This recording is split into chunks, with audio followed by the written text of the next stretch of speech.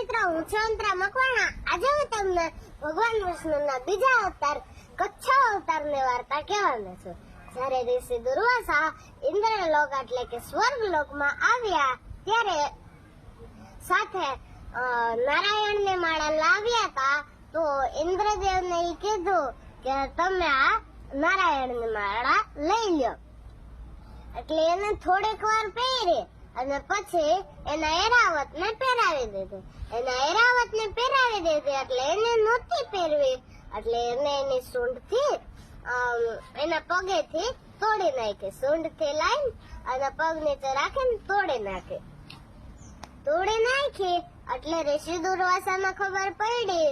એટલે ઋષિ દુર્વાસાએ ઇન્દ્રદેવને શ્રાપ આપ્યો કે કોઈ દેવતા પાસે તેની લક્ષ્મી નહીં રહે અને તેની શક્તિ નહીં રહે।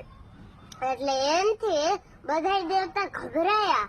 એટલે એને વિચાર્યું કે હવે અસુરો આનો ફાયદો ઉઠાવીને અમારા સાથે યુદ્ધ કરવા આવશે તો બધાય દેવતા બ્રહ્મદેવ પાસે ગયા અને બધાય દેવતાએ કીધું કે બ્રહ્મદેવ, અમને બધાયના ઋષિ દુર્વાસાએ શ્રાપ આપ્યો કે બધાય દેવતાની બધી શક્તિ વહી જશે અને એની પાસેથી બધી લક્ષ્મી વહી જશે। એટલે બ્રહ્મદેવે કીધું આ તો હું ન કરી શકું કે ઋષિ દુર્વાસા પાસેથી તમારી શક્તિ લાવી દઉં, તો આપણે વિષ્ણુ ભગવાન પાસે જઈએ। એટલે વિષ્ણુ ભગવાન પાસે ગયા અને એને બધી વાત કીધી। એટલે વિષ્ણુ ભગવાને કીધું કે તમે બધા દેવતા અસુરોના રાજા બલિ પાસે જાઓ અને એને કહો કે આપણે સમુદ્ર મંથન કરવું છે અને પહેલી વખતે ન માને તો બીજી વખતે એમ કહેજો કે આ વિષ્ણુ ભગવાનનો આદેશ છે। એટલે ભગવાન વિષ્ણુએ જેમ કીધું એમ ઇન્દ્રદેવ જઈને એમ કીધું। પહેલી વારમાં ન માન્યા એટલે બીજી વાર કીધું કે આ ભગવાન વિષ્ણુનો આદેશ છે એટલે માની ગયા। પછી મંદરાચલ પર્વતને વચ્ચે રાખ્યો અને નાગરાજ વાસુકીને દોરી બનાવી, એક સાઈડ દેવતા અને એક સાઈડ અસુર।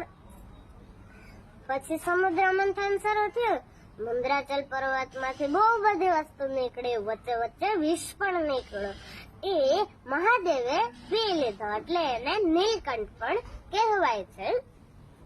અને વચ્ચે વચ્ચે મંદરાચલ પર્વત નીચે ડૂબતો હતો એટલે ભગવાન વિષ્ણુએ એનો કચ્છ અવતાર લીધો અને એની પીઠ ઉપરથી મંદરાચલ પર્વત આમ ઊંચો કરી દીધો એટલે દેવતા અને અસુરો સરખેથી સમુદ્ર મંથન કરી શકે। પછી જ્યારે છેલ્લે મંદરાચલ પર્વતમાંથી ધન્વંતરી જે અમૃત કુંભ લઈને નીકળ્યા ત્યારે અસુરોએ ભાગીને અમૃત કુંભ લઈ લીધો।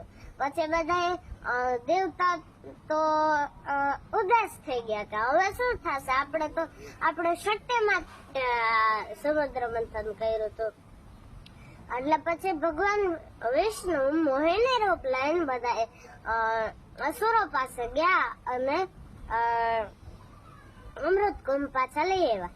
પછી એની પાછળ બધા અસુર આવ્યા ભગવાન વિષ્ણુની પાછળ। એટલે ભગવાન વિષ્ણુએ કીધું અડધો અમૃત કુંભ અસુરોને પીવડાવીશ અને અડધું દેવતાઓને પીવડાવીશ, પેલા દેવતાઓ પીશે। એટલે દેવતાઓને બધા દેવતાને પીવડાવ્યું એટલે અમૃત કુંભ પૂરું થઈ ગયું। એટલે સીધો અસુરોએ દેવતાઓ પર વાર કર્યો। ત્યારે તો પછી દેવતાઓ પાસે શક્તિ પણ આવી ગઈ હતી અને લક્ષ્મી પણ આવી ગઈ હતી। એટલે પછી દેવતાઓ જીતી ગયા। આ હતી ભગવાન વિષ્ણુના બીજા અવતારની વાર્તા। હવે હું તમને આની પછી ત્રીજા અવતારની વાર્તા કહીશ ભગવાન વિષ્ણુના। અને તમને આ વાર્તા સારી લાગી હોય તો કોમેન્ટમાં ઓમ નમો ભગવતે વાસુદેવાય લખવાનું ભૂલતા નહીં। અને આ વિડીયો સારો લાગ્યો હોય તો લાઈક, શેર, સબસ્ક્રાઇબ કરવાનું ભૂલતા નહીં। જય હિન્દ, જય ભારત, જય શ્રી કૃષ્ણ।